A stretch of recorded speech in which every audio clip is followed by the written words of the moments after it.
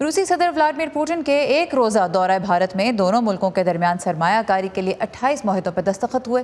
دفاعی اور تکنیکی تعاون کو سن 2031 تک وسعت دینے اور باہمی تجارت کے حجم کو 3 سال میں $30 ارب تک لے جانے پر اتفاق کیا گیا، اور امریکہ کی جانب سے کسی سخت رد عمل کے امکان کے باوجود بھارت کی جانب سے روسی S-400 میزائل نظام کی خرید کو پلان کے مطابق آگے بڑھانے کا ہی اعلان کیا گیا۔ بھارتی وزیراعظم نریندر مودی کے مطابق دونوں ملکوں کے تعلقات جو ہیں وہ ایک منفرد اور قابل اعتماد ماڈل پہ کھڑے ہیں۔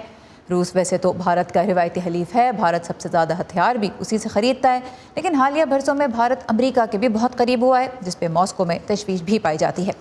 تو اس وقت جو یہ دورہ ہوا ہے خطے کی بدلتی صورتحال میں کتنی اہمیت رکھتا ہے، اس بارے میں ہم بات کریں گے سیکیورٹی اور خارجہ امور کے ماہر کامران بخاری سے۔ رحمان، سب سے پہلے تمہیں جاننا چاہوں گی کہ بھارت کی جو کوڈ میں شمولیت ہے، روس اس کو پسند نہیں کرتا۔ پچھلے کچھ برسوں میں روس اور پاکستان کے تعلقات میں گرم جوشی پیدا ہوئی۔ طالبان کی جانب حکمت عملی دیکھیں تو بھارت کی حکمت عملی بڑی محتاط ہے، روس کے گہرے روابط ہیں۔ تو جب ہم یہ اس طرح کی ڈائنامکس دیکھتے ہیں تو ایسے میں آپ کی نظر میں اب خطے میں ماسکو اور نئی دہلی کی ترجیحات میں کتنا اتفاق نظر آتا ہے آپ کو؟ جی، میں سمجھتا ہوں کہ جو کرملن ہے وہ اب بدلتی ہوئی صورتحال کو مینیج کرنے کی کوشش کر رہا ہے۔ دیکھیں، پہلے جو ہے سب سے بڑا جو آرمز ایکسپورٹر تھا انڈیا کے لیے وہ روس ہوا کرتا تھا۔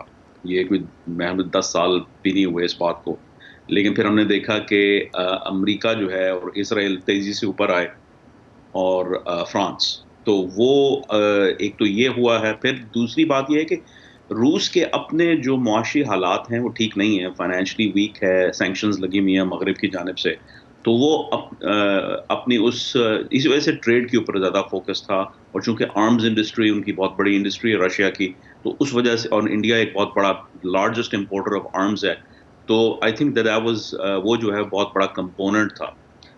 پھر یہ ہے کہ افغانستان ہو، امریکہ چین کی جو ہے وہ سر جنگ ہو، اور اس میں بھارت کا جو ہے رول ہو، یہ ساری چیزیں جو ہیں وہ رشین کیلکولس کو اپسیٹ کرتی ہیں، اور رشیا جو ہے ظاہر ہے پھر اس کو مینیج کرنے کی کوشش کرتا ہے۔ یاد رہے کہ یہ صرف ایک دن کا دورہ تھا، زیادہ طویل نہیں تھا، اور یہ جتنے معاہدے ہوئے یہ وہاں نہیں طے ہوئے، یہ پہلے سے جو ہے ان کے اوپر اتفاق رائے ہو چکا تھا، صرف دستخط ہونے کی ضرورت دستخط ہونے آگے بڑھانا تھا۔ اب روس کو تو چیلنجز کا سامنا ہے جن کا آپ نے ذکر کیا۔ بھارت ایک بڑا رسک بظاہر لے رہا ہے کہ وہ امریکہ کی اپوزیشن کے باوجود روس سے S-400 میزائل نظام خرید رہا ہے۔ کیوں یہ رسک لے رہا ہے بھارت آپ کے خیال میں؟ میں نہیں سمجھتا کہ کوئی رسک لے رہا ہے۔ میں سمجھتا ہوں کہ بھارت کانفیڈنٹ ہے کہ امریکہ کے ساتھ جو تعلقات ہیں وہ اس نہج پہ ہیں کہ جہاں پہ اگر اس طرح کی کوئی چھوٹی موٹی بات ہو بھی جائے تو وہ زیادہ پرابلمز نہیں کریٹ کرے گی۔ آپ دیکھیں کہ ترکی نے وہی سسٹم جو ہے S-400 اینٹی مسل سسٹم خریدا ہے ماسکو سے، اور اس کے خلاف ایک رویہ امریکہ کا جو مخالفت کا ہے۔ دوسری جانب بھارت کے خلاف کوئی امریکہ کی ایسی کوئی کارروائی سامنے نہیں آئی، چھوٹی موٹی جو ہے وہ میڈیا کے اندر سوال جواب ہوتے ہیں، لیکن سرکاری طور پہ کسی قسم کا بھی پش بیک نہیں آیا۔ میں امریکہ سمجھتا کے ہوں کہ یہ ایٹیٹیوڈ میں آپ کیوں یہ فرق دیکھتے ہیں؟ مطلب ترکی پہ سینکشنز بھی لگائیں، اس کے ساتھ F-35 فائٹر جیٹس کا ڈیل بھی کینسل کر دیا، بھارت کے بارے میں ابھی بڑی حد تک خاموشی ہی ہے، صرف یہی کہا جا رہا ہے کہ جی جو رولز اینڈ ریگولیشنز ہمارے ہیں اس میں استثنا کوئی نہیں ہے، لیکن کس قسم کی کوئی سینکشنز لگ سکتی ہیں اس بارے میں واشنگٹن بھی خاموش ہے۔ تو واشنگٹن کی کیلکولیشن کیا ہے؟ جی، واشنگٹن کی کیلکولیشن وہ دیکھیں، دونوں ملکوں کی اس معاملے میں کوئی مماثلت نہیں ہے۔ ایک تو یہ ہے کہ ٹرکی جو ہے وہ نیٹو کا ایلائی رہ چکا ہے، اور ٹرکی بہت سارے اور ایشوز کے اندر کنفلکٹ کر رہا ہے یو ایس کے ساتھ۔ جو ٹرکی یونیلیٹرلی آگے بڑھ رہا ہے، تو امریکہ جو ہے وہ امریکہ کے جو دیگر جو انٹرسٹ ہیں وہاں پہ جو ہے وہ وائرز جو ہے غلط طریقے سے کراس ہو رہی ہیں۔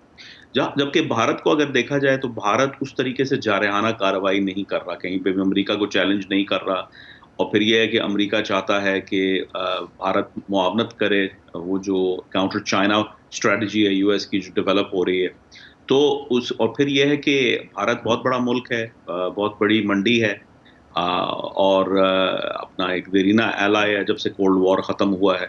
تو یہ ساری وجوہات ہیں. میں سمجھتا ہوں کہ اس میں کوئی چیز بلیک اینڈ وائٹ نہیں ہے. اچھا یہاں پہ بہت سارے جو ایشوز ہیں وہ اوور لیپ کرتے ہیں. اچھا، لاسٹلی اگر آپ بریفلی اس بارے میں بات کر سکیں، ظاہر ہے روس اور بھارت کے درمیان ڈیلز بھی ہوئے ہیں اور یہی میزائل کا ڈیل ایک بہت امپورٹنٹ ڈیولپمنٹ ہے.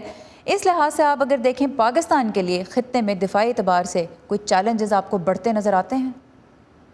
جی آئی تھنک پاکستان جو ہے وہ اگر بھارت کو اگر آپ سے اسٹریٹجکلی دیکھ لیں، ملٹری جو کیپبلٹیز ہیں وہ دیکھ لیں، تو اس میں بھارت تو بہت سال ہوئے جو ہے پاکستان کو پیچھے چھوڑ گیا.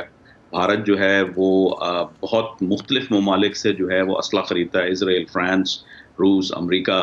اور تو پاکستان کا صرف جو ہے چین کے ساتھ معاونت ہے، جو کوآپریشن ہے ان سے امداد آتی ہے. تو آئی تھنک کہ پاکستان کے چیلنجز جو ہیں وہ تو بڑھ ہی رہے ہیں، لیکن آئی تھنک پاکستان کے اب چیلنجز انڈیا کو لے کے اتنے نہیں ہیں، یا فی الحال ہوں گے اور آنے والے سالوں میں کم سے کم تر ہوتے جائیں گے. پاکستان کا سب سے بڑا چیلنج افغانستان کی طرف سے ہوگا، کیونکہ وہاں جو ڈیپ پینیٹریشن ہے پاکستان کی اندر طالبان کی، اور وہ جو سچویشن چل رہی ہے، I think that should be a top priority for Pakistan.